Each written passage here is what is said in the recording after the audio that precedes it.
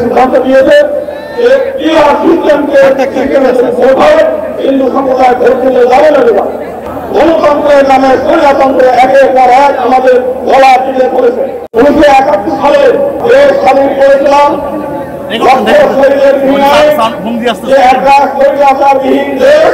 এবং গণতান্ত্রিক দেশ পাবো, কিন্তু আমরা আজ পর্যন্ত এই দেশে গণতন্ত্র প্রতিষ্ঠিত হয় নাই। গণতন্ত্রের নামে স্বৈরতন্ত্র একের পর এক আমাদের গলা টিকে পড়েছে।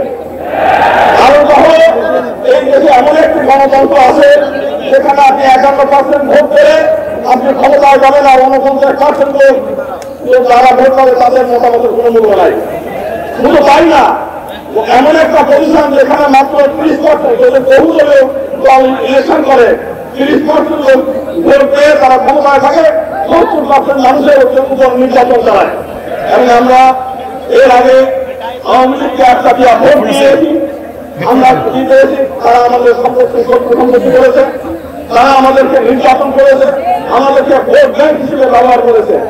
আমরা এই সিদ্ধান্ত নিয়েছি, পীর সাহেব সিদ্ধান্ত নিয়েছে যে হিন্দু সম্প্রদায় ভোট দিতে যাবে না দেবা।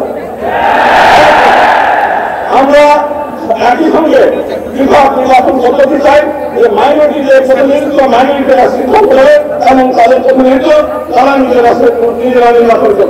আমরা তাহলে আমাদের শেষ কথা যে বিভাগ নির্বাচন এবং সংরক্ষিত আসুন এবং প্রতিনিধিত্বশীল গণতন্ত্র দিয়ে আসছেন। এইটা হয়ে এদেশের হিন্দু সম্প্রদায় ভোট দিতে যাবে, তাহলে ভোট দিতে যাবে না, কোনো ভোট আউট হবে না।